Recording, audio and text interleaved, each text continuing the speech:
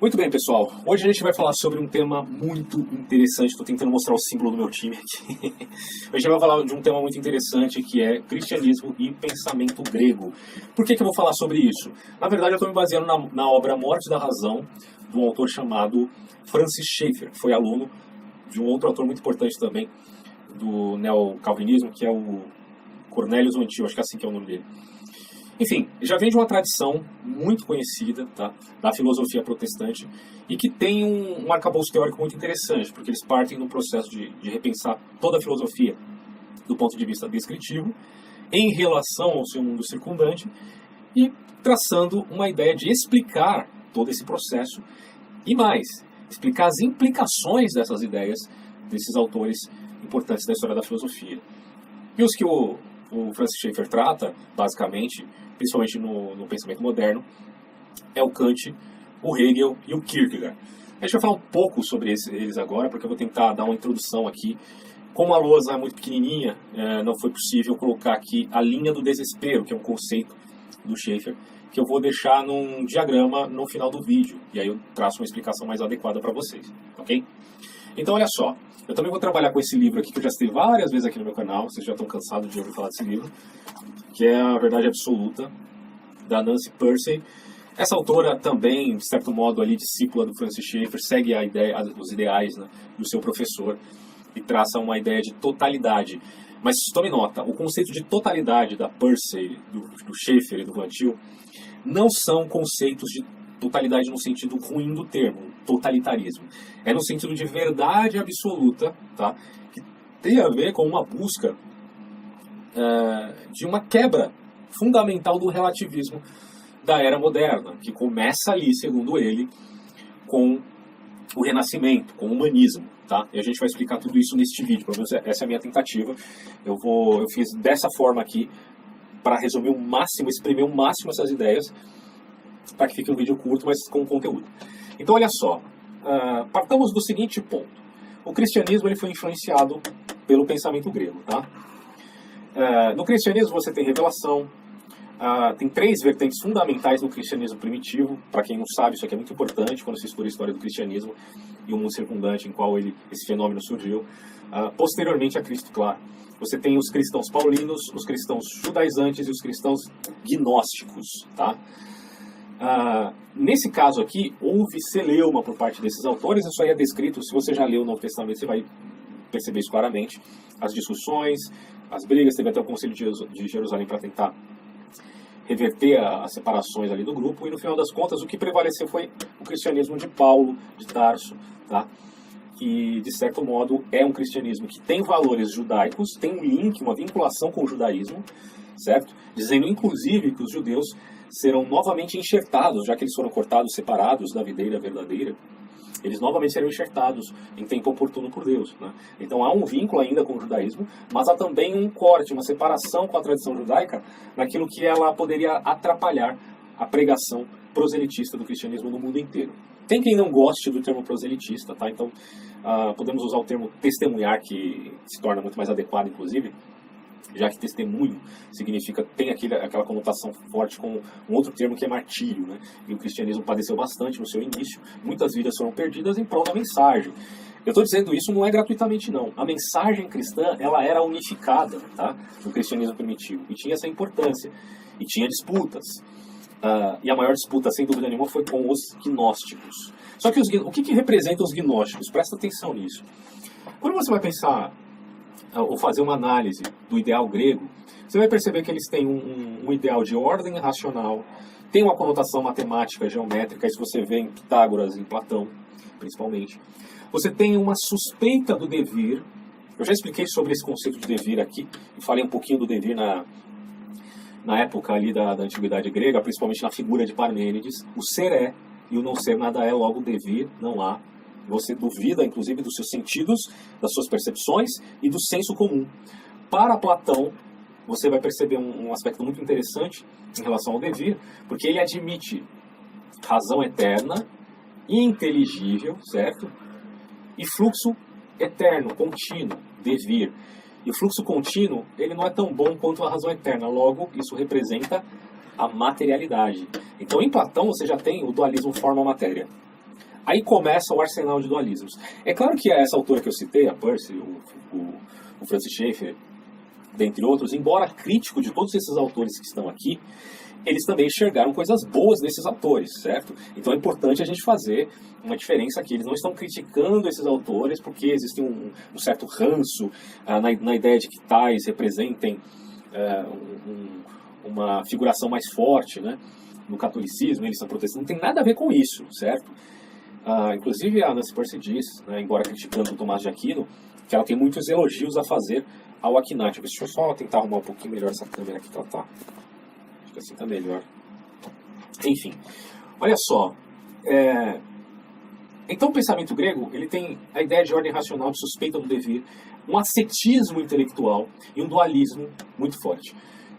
Claro que não é um bloco monolítico, obviamente. Quando você fala, por exemplo, de ascetismo intelectual, você está falando, na verdade, de uma busca pelo ser, pelo entendimento daquilo que representa o ser das coisas, que pode ser pensado o ser como essência, ou o ser como existência, e aí essa dualidade, ou o ser como substância, né?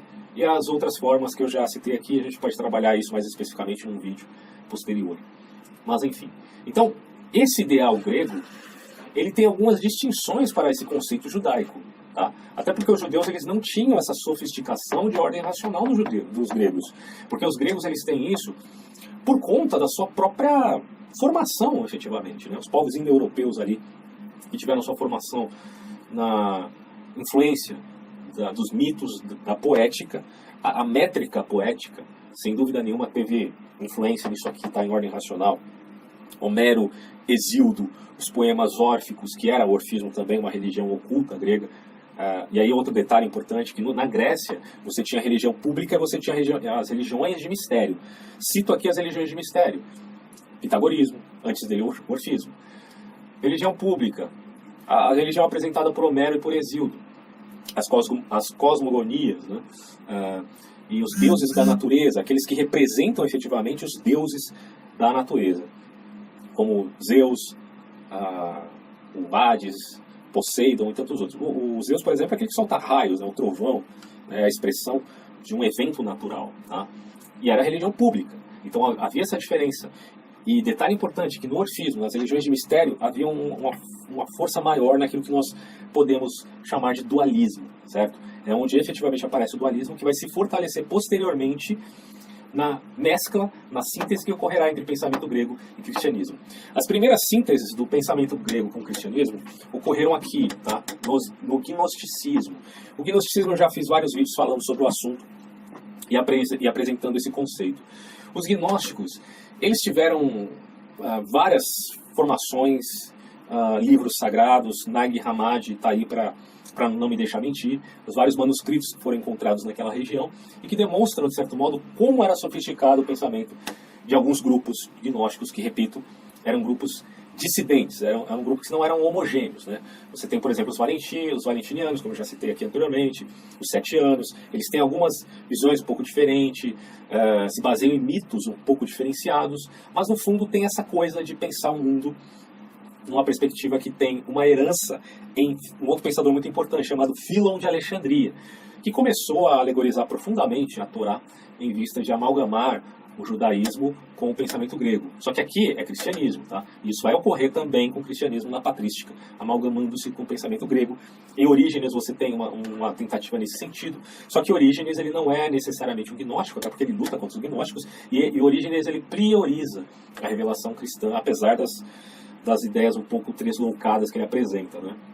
Ele, sem dúvida nenhuma, tem um pezinho ali na gnose. Mas, enfim, ele não chega a demonstrar a avidez filosófica que demonstraram as pessoas desse grupo, que tinham por incumbência, inclusive, e acho que é o ponto mais polêmico dos gnósticos, de fazerem inversões na religião judaica. Né? Tanto que o deus judaico passa a ser um demiurgo, a serpente passa a ser boa porque ensina o homem que se ele passar a conhecer, comer o fruto e passar a conhecer o bem e o mal, ele se tornará Deus, então a serpente supõe-se estava certa, né? Para alguns gnósticos. Tem a inversão do corpo, porque para os gnósticos o corpo é prisão e para os cristãos o corpo é templo de Deus. E se é templo é uma coisa, se é prisão é outra. Se é prisão é muito ruim, isso aqui cai numa perspectiva um pouco platônica, né? Onde a matéria é fluxo eterno, é devir, não se compara à razão eterna, não se compara ao inteligível e, portanto, a gente tem que procurar nos livrar dessa prisão em vista, apesar que todo mundo morre, né? Não precisa ficar tão preocupado assim com a prisão, afinal de contas. Mas enfim, era uma prescrição de alguns gnósticos mais radicais. Outros gnósticos não eram tão dualistas como nós pudéssemos pensar, eles eram mais monistas, né? Tinham uma homogeneização ali das ideias um pouco mais complexas, como, repito aqui, Valentino.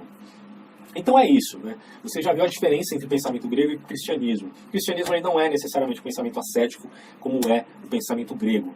Inclusive as tragédias gregas já trazem uma conotação em alguns personagens, né? Se não me engano, Hipólito mesmo, que é uma espécie de elogio ao celibato, ou elogio, né, à vida sem a sexualidade, ou coisas do tipo.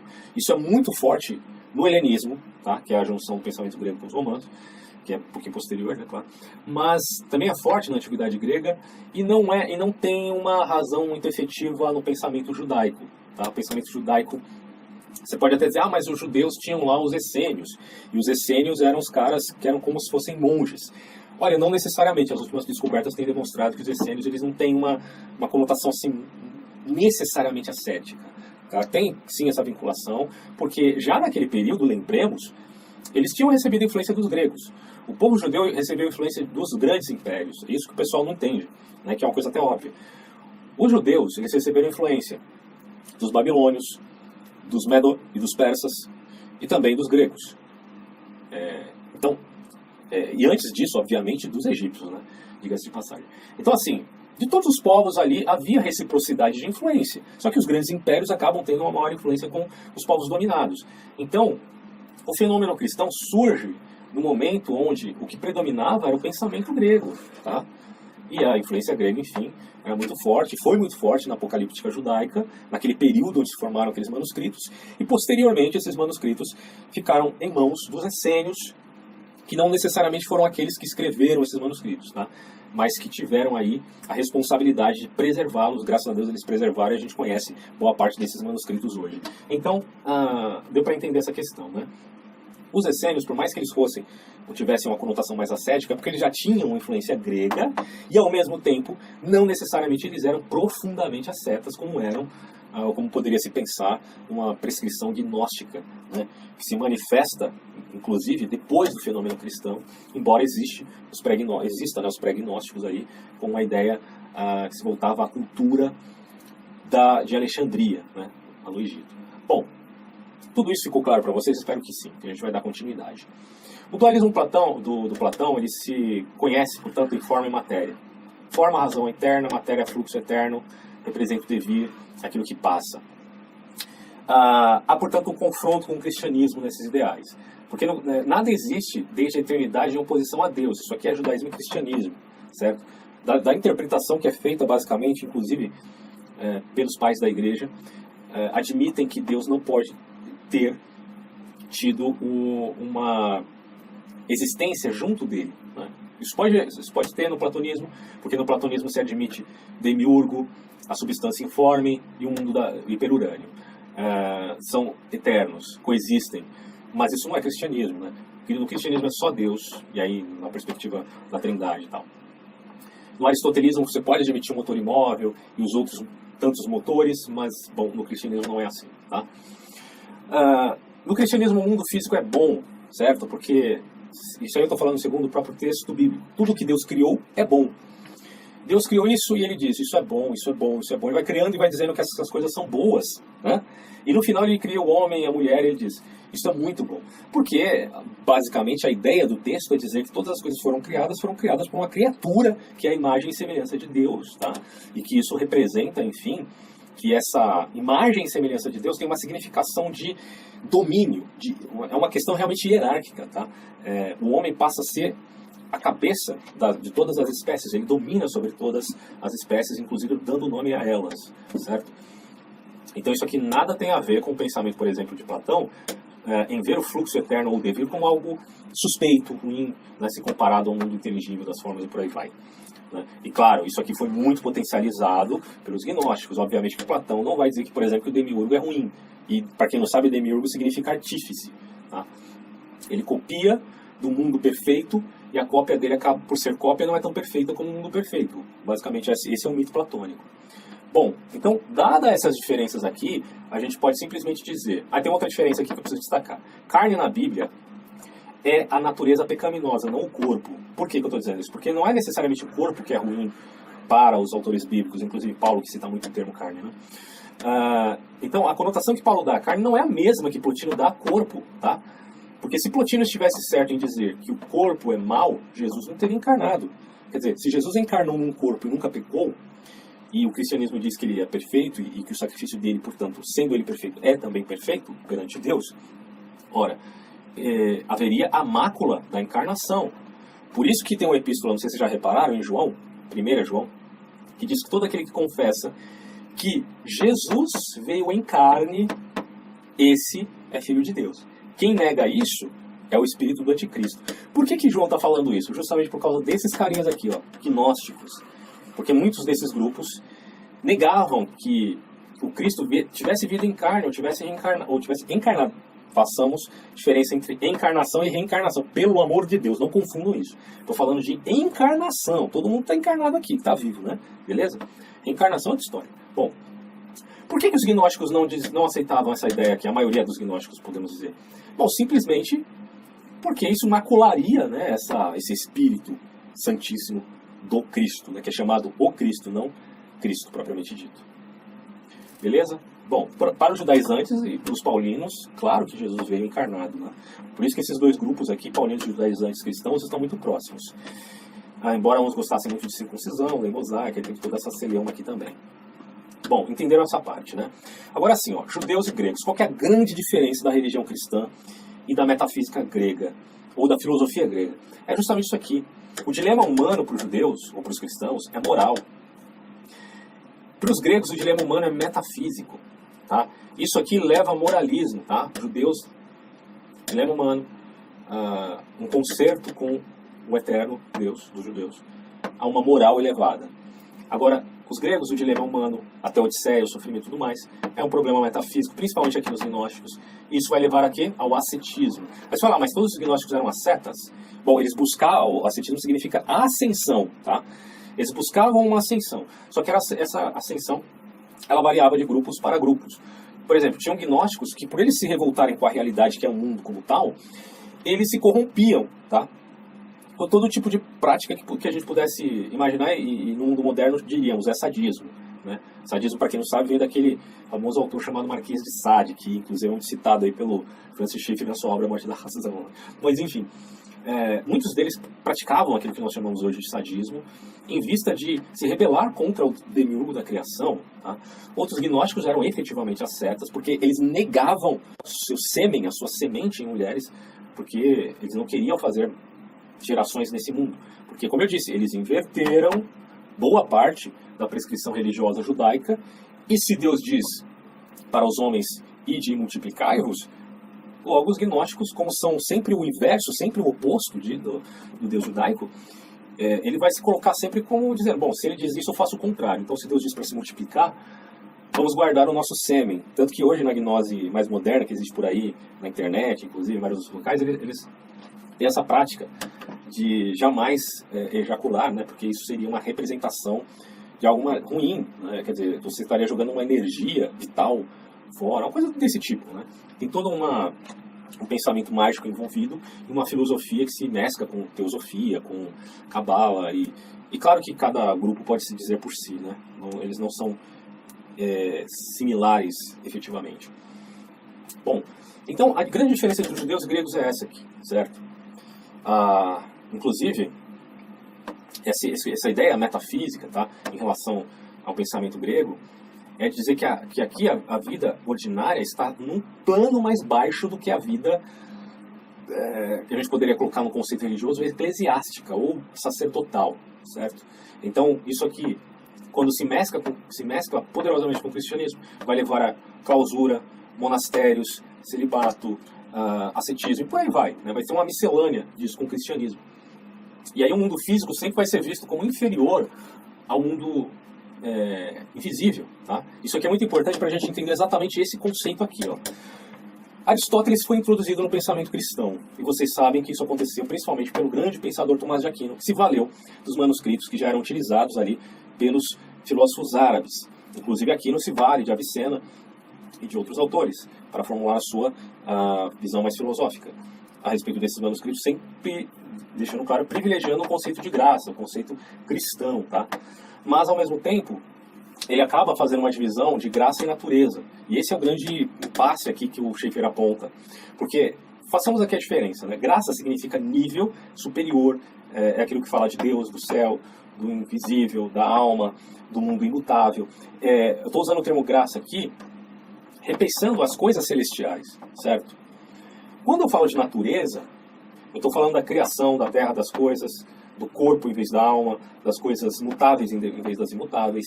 Então, você tem uma dualidade, um pavimento de cima e um pavimento de baixo, certo? E Aquino, interpretando Aristóteles, trazendo Aristóteles agora para o pensamento cristão, ele introduz esse conceito de natureza e acaba trazendo uma espécie de dualismo que força duas naturezas nos cristãos, que a gente chama aí de cristãos medievais, tá? Então, só para você ter uma ideia, a primeira coisa que o Aquino faz, em vista do pensamento de Aristóteles, e obviamente da sua brilhante síntese e influência da revelação da Bíblia, ele minimiza o ascetismo, certo? O que significa minimizar o ascetismo? Porque o ascetismo, em Agostinho, era muito forte ainda. A gente sabe que Agostinho ele teve uma influência profunda do neoplatonismo em Plotino. É claro que Agostinho já está superando Plotino em várias coisas, porque enquanto Plotino diz que o corpo é mau, é uma espécie de não ser, porque é fluxo contínuo, é devir, é um não ser, né? Se é devir, é um não ser. Não é um sentido moralizante que o Plotino está dizendo, o corpo é mau, sai de mim. Não é isso, cara. É numa lógica filosófica mesmo, que ele está tentando identificar do devir como um não ser. Agostinho ele tem essa influência, mas ao mesmo tempo ele entende pela Bíblia que tudo que Deus criou é bom. Então fica uma coisa meio, alguns falam esquizofrênica, mas um tanto dual em Agostinho, né? Porque ao mesmo tempo que ele admite que tudo que Deus criou é bom, ele ainda mantém uma prática, né? No exercício, na experiência, ele ainda é neoplatônico, né? E é um pouco asceta aí também. Então o ascetismo era mais forte nessa época de Agostinho e que enfraquece bastante na Idade Média, tá? Na Idade Média com Tomás de Aquino, em via do pensamento aristotélico, a coisa não fica tão dual quanto era antes, até por privilegiar-se o pensamento aqui relativo à natureza, relativo à criação. Tanto que algumas obras de arte começam a valorar muito, né, esse aspecto aqui da natureza, que tão importante era, e que acabou gerando, vejam só, aquilo que nós chamamos de teologia natural. É claro que existe teologia em Platão e teologia em Aristóteles. Eu já tinha falado isso no meu vídeo que eu fiz sobre metafísica, né? Que a teologia, ela começa com esses autores, né, efetivamente. É um estudo das primeiras causas, das coisas, na verdade, mais excelentes, por aí vai, está tudo bem explicado ali. Aqui, meus caros, é uma teologia natural que tem as suas limitações, mas que agora tem uma vinculação com a graça.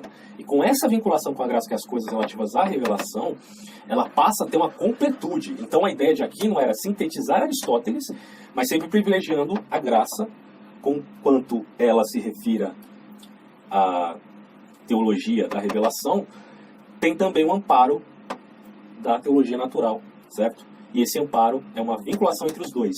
Só que estão divididos, esse que é o ponto. Ainda estão divididos. E esse é o problema que ocorreu na medida em que vai avançando o tempo. Porque a natureza, diz o Francis Schaeffer, passa a corroer o pavimento de cima. E vocês vão ver que isso é uma situação bem grave, assim, do ponto de vista desse autor. Aí eu coloquei aqui, ó, em Tomás não havia descontinuidade nesses dois princípios, tá? Graça e natureza estavam vinculados. Só que essas ordens de existência, elas tendiam a se separar inevitavelmente, e foi o que aconteceu posterior ao Akinati, né? Bom, aí você tem aqui a questão da doutrina do pecado original, isso aqui é muito importante, porque Tomás de Aquino acreditava que o pecado de Adão e Eva, ou a queda, né, da graça ali do primeiro homem, representava uma depravação parcial, ou seja, só da vontade, não do intelecto, porque o intelecto era privilegiado. A grande crítica do Schaeffer é justamente isso aqui. Não no sentido de que o homem não possa usar o intelecto, pelo amor de Deus, não é isso. É no sentido de que o intelecto também está corrompido e que isso gerou aquilo que nós chamamos de racionalismo. E para Schaeffer o termo racionalismo é muito importante em vista de se diferenciar de razão. Uma coisa é razão, outra coisa é racionalismo. Racionalismo em Schaeffer é aquilo que a gente pode chamar de humanismo, né? De corrupção do homem em vista de adorar a razão e de ser autônomo da revelação, autônomo de Deus. Esse é o grande problema para Schaeffer, certo? Então, assim, Tomás de Aquino acreditava que, em relação à doutrina do pecado original, só ocorreu depravação da vontade e não do intelecto. Isso é bíblico? Bom, se a gente pegar uma exegese mais a fundo no texto bíblico, a gente vai entender que a depravação é total. Tanto é verdade que eu tenho aqui os 5 pontos que eu separei aqui no livro, não deu para colocar aqui, mas do ponto de vista de Calvino, você tem uma resposta aos arminianos, não de Calvino, mas dos escolastas calvinistas, que diziam assim, que dos 5 pontos calvinistas o que prevalece é, primeiro, depravação total, que não é parcial, é total. Eleição incondicional, expiação limitada, graça irresistível, perseverança dos santos. Esses são 5 pontos calvinistas, baseados numa exegese do texto bíblico. Tá? É claro que alguém pode questionar isso aqui, né? Mas o fato é que na Bíblia não tem uma separação clara de que o pecado original só tenha cometido uma depravação na vontade e não no intelecto. Né? O que se entende é que o homem simplesmente pecou e caiu da graça e precisava de redenção. Agora, esse pormenor aqui é o que levou o Tomás de Aquino a admitir essa dualidade. E aí a gente se volta a um pensador tomista muito famoso chamado Jacques Maritain. Tem um trecho dele que está aqui no livro, vou ler para vocês, só para vocês terem uma ideia do que ele diz em relação a isso. Olha que interessante. Por sagaz divisão de trabalho que o Evangelho não previra, o cristão pode servir a 2 mestres ao mesmo tempo, Deus para o céu e Mamon para a terra, e dividir a alma entre 2 obediências, cada uma igualmente absoluta e suprema, a da igreja para o céu e a do Estado para a terra. Bom, ele fala isso tendo em vista justamente essa questão. E logo acima ele diz, agora falando aqui do tomismo, né? Por um lado, temos um homem de natureza pura, certo? Então você tem aqui, ó, por um lado, Jacques Maritain está dizendo, um homem de natureza pura, que necessita só da razão para ser perfeito. Ou seja, o homem aristotélico, ele precisa do quê? Da ética aristotélica, tá? Não precisa de revelação nenhuma. Ele pode ser justo, andar na linha, nos bons hábitos, e buscando sua felicidade na contemplação, e no espanto pela vida, e no conhecimento, mediante isso aqui, certo? Ele só necessita, portanto, da razão para ser perfeito, sábio e bom, e ganhar a terra. E por outro lado, temos um envelope celestial, que é isso aqui, ó. Um outro eu, né? Que crê assíduo na adoração e oração ao Deus dos cristãos, que envolve e recheia com penugem de graça este homem de natureza. Então você tem um homem de natureza que está, em outros termos, somente enfeitado com graça, certo? Que é as coisas divinas. Ele só está enfeitado, porque tudo que ele precisa efetivamente é isso aqui, né? Supõe-se, né? Bom, esse homem de natureza pura e o torna capaz de ganhar o céu. Esse homem, inclusive, pode ganhar o céu, enfim. Bom, vocês entenderam o conceito aqui, tá? É óbvio que haverão questionamentos em relação a isso, principalmente por aqueles que seguem a filosofia tomista, certo? E aqui você tem, então, esse pensamento que deflagra a dualidade que existia na Idade Média, e que isso aparece de várias maneiras, tá? Você tem aqui, por exemplo, a espiritualidade medieval, abre as portas para o renascentismo, para o renascimento, mas essa espiritualidade ela se compõe em 2 camadas, né? Você tem o leigo, você tem a elite, e a elite seria os profissionais religiosos, né? Seriam os padres, os monges, aqueles que estão numa esfera maior em termos de estarem, digamos assim, perto de Deus. Mas isso não é necessariamente por mérito, né? Porque obviamente que a gente admite que o mérito é importante nesse quesito, deve ser, imagino eu. Mas é muito mais por uma questão hierárquica de divisão social. Você tem o leigo, você tem a elite. É uma divisão que existe na sociedade medieval, tá? Então, assim, quando se fala que essa perspectiva tomista abriu as portas para o Renascimento, é justamente porque foi a partir dessa divisão que os homens começaram a perceber que a teologia natural ela poderia ser autônoma da tal revelação da cristandade, certo? E aí surgem vários pensadores, inclusive pensadores neoplatônicos, místicos, que eu já citei num vídeo que eu fiz sobre o Renascimento. Ficou até interessante, seria interessante vocês darem uma olhada lá. Então tem essa divisão social na Idade Média. E aí, é um ponto polêmico aqui, eu sei que o pessoal que é mais católico vai ficar meio chateado e tal, mas eu não estou preocupado em agradar ninguém, assim, eu só estou expondo a ideia, tá? Tá de um ponto de vista explicativo apenas, e não valorativo.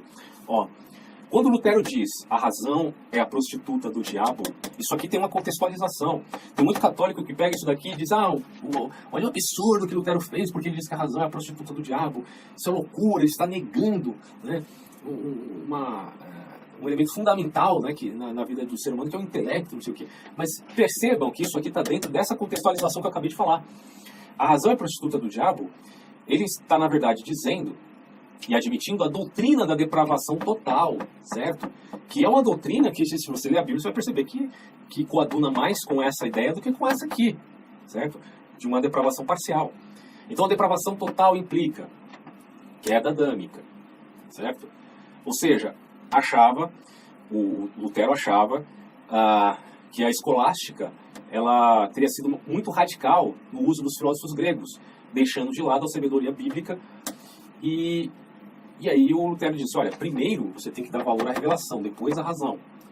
Essa aqui seria a ordem certa, segundo ele. Por isso que ele adere àquela concepção de sola escritura, né? Onde você valoriza a sabedoria da doutrina dos apóstolos do Novo Testamento, e depois, aquilo que não estiver especificado ali, você valora em razão. Tanto é verdade que Lutero, inclusive, admite vocações que estejam fora da Bíblia, tá? Como padeiro, como marceneiro e por aí vai. Então, do ponto de vista teológico, você tem essa ordem, revelação primeiro e razão depois. Você não pode trocar as bolas e colocar a razão como, assim, razão filosófica, né, dos filósofos clássicos, como uma instrumentalização para você interpretar toda a Bíblia.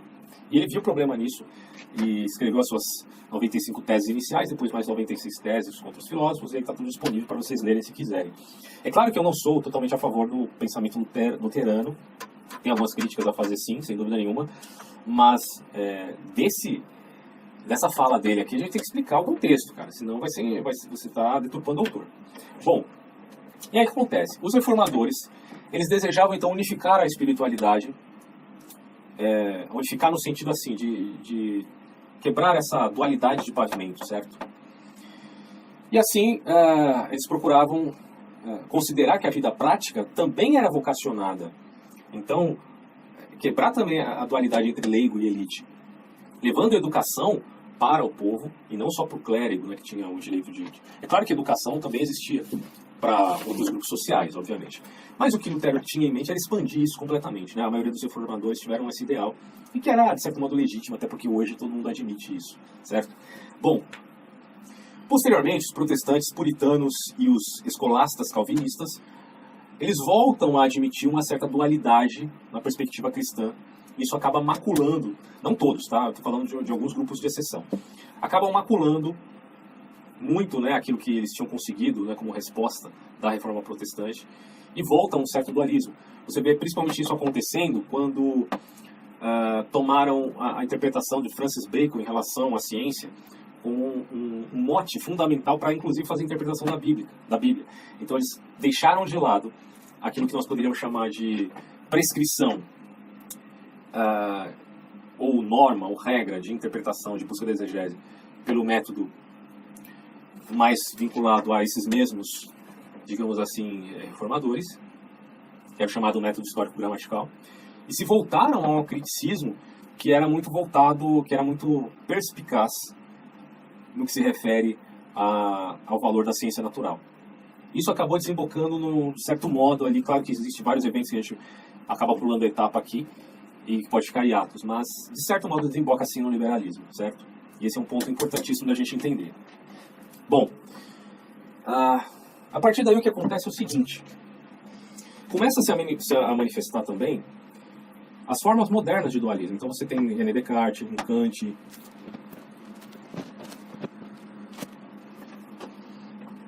Bom, beleza, tive que dar uma pausa aqui, mas a gente vai continuar agora. Então, eu estava falando aqui das formas modernas de dualismo, né? Então você tem aqui René Descartes, que dá o dualismo da mente e da matéria, Kant, que é o dualismo liberdade e natureza. Na verdade, coloquei ao contrário aqui, né? Liberdade e natureza, ou seja, é o dualismo que se refere à liberdade, o eu como autônomo, e a natureza como máquina newtoniana, certo? Esse aqui é um ponto muito importante, porque você logo percebe que em Kant a natureza ela acabou devorando a graça e a graça foi substituída, esse conceito aqui, obviamente, por esse aqui, de liberdade, ou seja, autonomia. Porque em Kant o que a gente tem é uma prevalência da autonomia do homem na busca pela razão, na maioridade do ser, tá? Perante a mudança do mundo. E, enfim, Deus passa a ser incognoscível. Não temos como alcançar a revelação. Isso aqui é Francis Schaeffer falando. E aí o que prevalece é o eu como autonomia, ou seja, causa sui em Kant é diferente de causa sui em Aquino. Porque causa sui em Kant tem a ver com total liberdade e autonomia, sempre embasado, claro, pelo valor da razão na subjetividade humana. Obviamente, porque Kant pensava assim, os seus imperativos categórico e hipotético.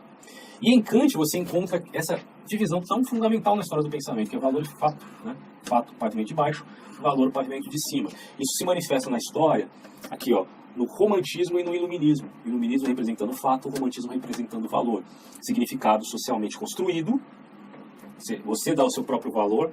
Quando alguém fala assim, se o mundo não tem propósito, eu dou propósito ao mundo, eu faço o valor. Bom, isso aqui é basicamente essa dicotomia, né? Você que valora o mundo é um significado socialmente construído, é uma construção do sujeito, da subjetividade do sujeito.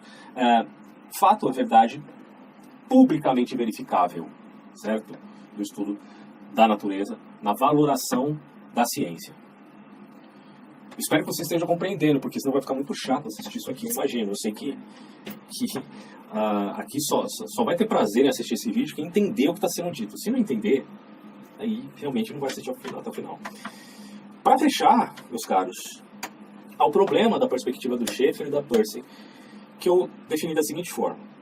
A autora defende um holismo, certo? Que é a junção de história e teologia, uma unificação, uma verdade absoluta, tá? Porém, defender fato e valor somente pela fé naquela verdade dita absoluta, negando evidências contrárias a essa mesma fé, caso existam, faz com que ainda venhamos a manter a dualidade chamada valor, a manter a dualidade, dois pontos. Chamar valor de fato não prova que ele passa a ser fato na realidade, tá? Pode ser que seja fato, aí é questão. E aí eu me volto, eu deixo com vocês inclusive na tela aí, a imagem que o Francis Schaeffer coloca aí como representando a linha do desespero. E aí eu vou comentando aqui conforme a anotação que eu tenho no papel, já que não coube aqui no quadro negro, né? Que é o seguinte, a linha do desespero do Schaeffer, ela representa a perda da esperança de uma resposta unificada ao conhecimento e à vida. Ou seja, se o conhecimento não pode ser unificado, e ele está dividido entre graça e natureza, isso implica que a gente está vivendo nessa linha do desespero, tá? E ela se vincula a deflagrar, de fato, uma prevalência do racionalismo, no sentido de que isso represente, veja, humanismo, culto à razão, teologia natural, e o homem sendo parte de si mesmo, e por si mesmo alcançando as alturas do hiperurânio. Há uma autonomia no homem, não tem mais essa vinculação com a revelação, certo? Isso representa, então, aquilo que a gente chama de culto à razão, que se viu na Revolução Francesa, na figura, por exemplo, de Robespierre, que fazendo um culto à razão, também faz os seus próprios sacrifícios mediante a guilhotina, que era chamado de instrumento de misericórdia, porque quando se corta a cabeça de uma vez, a pessoa supõe-se não sente muita dor. Mas quantas cabeças rolaram na Revolução Francesa? Rolaram tudo em nome do culto à razão. E aí quando você leva os argumentos até as últimas consequências desse culto à razão, você vai perceber que sim, depravação não é parcial, ela é total, seja na vontade, seja no intelecto. Enfim, na linha do desespero, vocês estão vendo aí, existem degraus, e é interessante notar, e até irônico, que a rainha do conhecimento, que é a teologia em Tomás de Aquino, esteja basicamente no último degrau na linha do desespero moderno. É claro que não há questão de nível, né? O que o Schaeffer realmente está enfatizando é a divisão dessas disciplinas, é a divisão do conhecimento. Já que o conhecimento não pode mais ser unificado, cabe ao homem apenas o relativismo, porque ele não sabe nada, na verdade, ele está perdido no mundo, tá? E essa divisão fato e valor prevalecerá. Por quanto tempo? Por quantas vidas? Os conceitos, inclusive, vão mudando de significação por conta justamente dessa desordenação, dessa desconstrução que é a divisão dos conhecimentos. E aí, vemos que Schaeffer ele se opõe aos liberais teológicos, principalmente. Esses liberais teológicos, eles têm uma influência muito forte hegeliana, há um imanentismo do espírito no mundo, e Schaeffer se coloca contra isso, a favor da exegese bíblica mais adequada, que ele admitiria sendo, imagino eu não li isso na obra de Schaeffer, mas imagino que sim, que é o método histórico gramatical. Tá? Ele não admitiria, acredito também, o método histórico crítico, que liberais aceitam.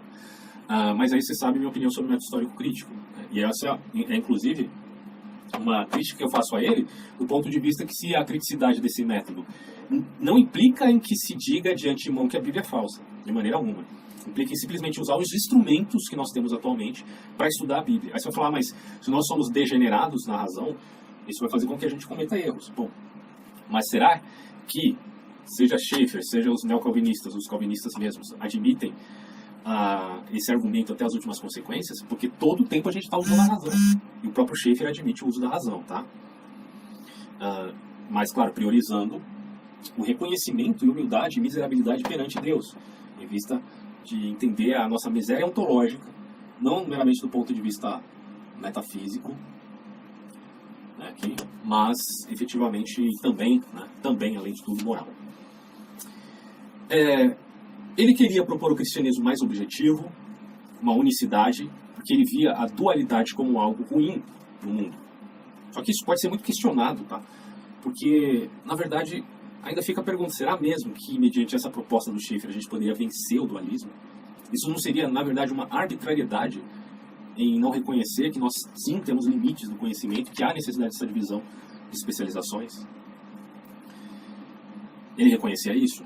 Bom, então como é que ele coaduna a ideia de unicidade? Fica a pergunta. E outro detalhe é que o dualismo ele carrega uma perspectiva muito deísta, tá? Isso é muito visível quando você começa a perceber essa divisão aqui. Há um elemento deísta, que, para quem não sabe, deísmo é a ideia de que Deus causou todas as coisas, mas ele não interage, né, no mundo. Tá? Ele não está muito preocupado com o que você faz. É o Deus dos filósofos, praticamente. Só que o Deus deísta cristão não é assim, como o deísmo, mas o deísmo se encaixa melhor nessa concepção dualista. Em Kant, a autonomia do homem é total. Deus passa a ser incognoscível. E logo você cai na diferença aqui de liberdade e natureza.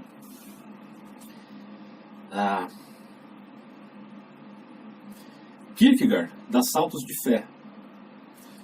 A disputa nisso, tem um camarada que é especialista em Kierkegaard que ele discorda completamente do Schaeffer nesse ponto, né, dizendo que Kierkegaard não é nada do que o Schaeffer dizia, mas enfim, né, do ponto de vista do Schaeffer, tá, que é o que está valendo para esse vídeo. Kierkegaard dá os seus saltos de fé no seu existencialismo cristão, se valendo, de certo modo, do kantismo. Ele admite aquilo que Leonardo da Vinci, dirá Schaeffer, não admitia. Porque Leonardo, ele buscava o universal, mesmo percebendo os particulares, por exemplo, na matemática. Ele entendeu, já na época do Renascimento, né, do Leonardo da Vinci, que havia essa dualidade, que era necessária uma unidade dessas coisas. Só que ele morreu sem alcançar isso. E aí o Schaeffer diz que os modernos, eles representam exatamente o homem, que se contenta em viver em dualidade.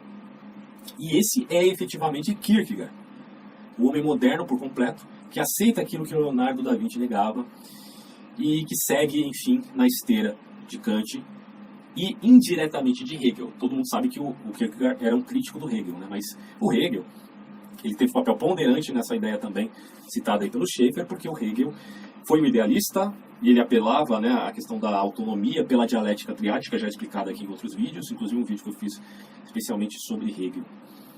Bom, e o que o Leonardo da Vinci percebeu e que esses outros aceitaram, supõe-se, sem muita preocupação, é que na medida que você admite particulares e não reconhece o universal, você acaba caindo numa espécie de matematização da vida, ou seja, uma expressão do mecânico que faz com que o homem, inclusive, perca a liberdade. Tá?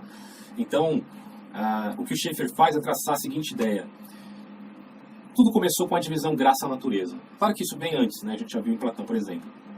Mas em Aquino, né, da mentalidade moderna, que começa ali na Idade Média até chegar ao pensamento moderno. Divisão graça-natureza. A natureza é comumente pensada aqui como um mecanismo, como uma máquina, tá? É determinística, certo? Bom, se há divisão de pavimentos, graça é uma coisa, a natureza é outra. No momento que você tem uma segunda manifestação disso agora, onde graça em Kant é substituída por liberdade, autonomia, já que Deus passa a ser incognoscível, você não tem mais graça. O que você tem é liberdade, tá? Bom, até aí, ótimo. Só que ainda permanece uma perspectiva da física newtoniana aqui em Kant, e em cima no pavimento uma perspectiva aqui de valoração um tanto russoniana, né, em Kant. E aí o terceiro estágio disso é a separação fé-razão. Fé é uma coisa, razão é outra coisa, né? A ciência passa a ser dividida dessa maneira. O que ocorre, meus caros, é também a divisão fato-valor. Só que o que se quer resgatar aqui, diria o Schaeffer, é que o cristianismo seria capaz de fazer uma vinculação de fé, razão, onde apareceria a realidade objetiva, certo?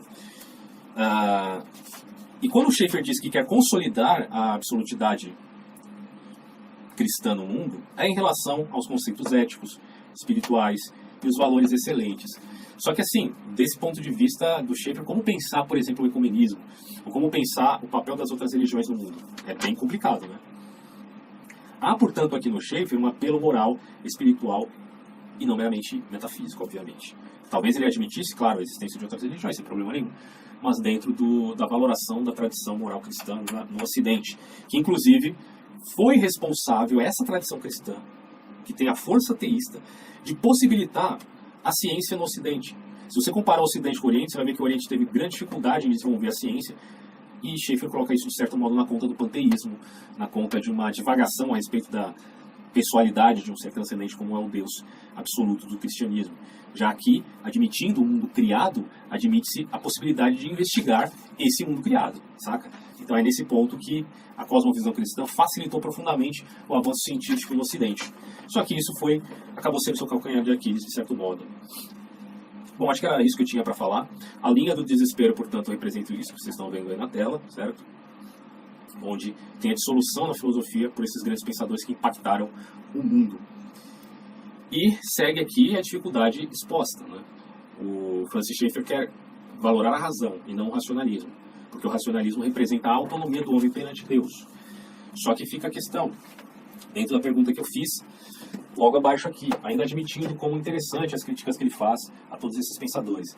É possível resolvermos esse problema se considerarmos que na criticidade é exatamente o uso da razão e do instrumento para se reconhecer algo que tem a ver com a realidade na próprio texto bíblico, ou o texto bíblico está acima de qualquer criticidade, e isso já não implicaria colocar um valor de um lado e do outro lado o fato. Fica a questão aí para vocês pensarem e me responderem se tiverem esta capacidade.